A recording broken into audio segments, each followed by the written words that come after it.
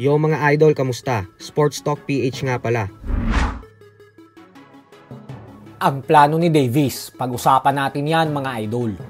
Ngunit bago ang lahat ay huwag kakalimutang mag-subscribe at i-click ang notification bell button for more sports talk.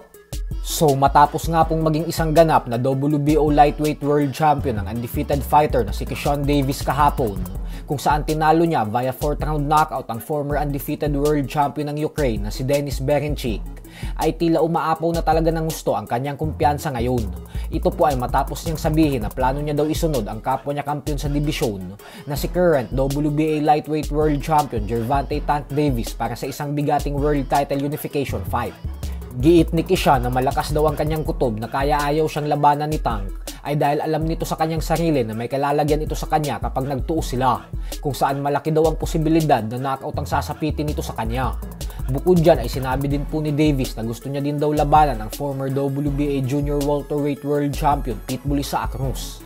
At para naman sa mga naghahangad ng bakbakan sa pagitan ni Keyshawn Davis at ng current undefeated WBC Lightweight World Champion Shakur Stevenson, ay wag na po tayong umasa na magtutuos ang dalawa dahil matalik na magkaibigan po sila, kung saan iisa ang head trainer nila kasama si Terence Crawford.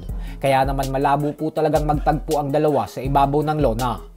Kaya naman ang pinakamalaking posibilidad talaga sa kasalukuyan na makasagupa ni Keyshawn ay si Tank Davis. Pero syempre bago ang lahat ng yan ay kailangan muna ni Tank Davis manalo sa kanyang paparating na laban kontra sa current WBA Super Featherweight World Champion Lamont Roach Jr. na siyang nakatakda namang ganapin sa March 1.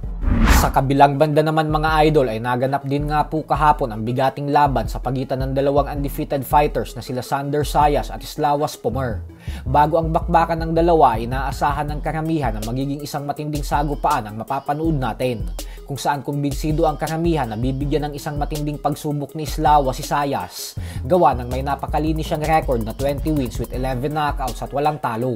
Subalit laking gulat nga po ng lahat dahil nagmistulang isang malaking mismatch ang bakbakan na ito pabor kay Sayas, kung saan wala man lang naipanalong round si Islawa. Hanggang sa pagpasok ng 9th round ay dito na nagpasya ang referee na ihinto na lang ang laban, gawa ng sobra-sobra na ang sinasapit na pinsala ng German fighter, dahilan kung bakit nakuha ni Zayas ang panalo via 9th round technical knockout. Dahil sa panalong ito ni Zayas ay umabante na ngayon ang kanyang napakalinis na record sa 21 wins with 30 knockouts at walang talo. Madaming fans ang naniniwala na malayo ang mararating ni Sander Sayas sa sports ng boxing, lalo pat may napakabatang edad pa lamang ito na 22 anyos. Kaya naman talagang tinututukan ito ng libu-libong boxing fans sa tuwing sumasampa siya sa ibabaw ng lona. So hanggang dito na lang po muna tayo mga idol. Sports Talk PH.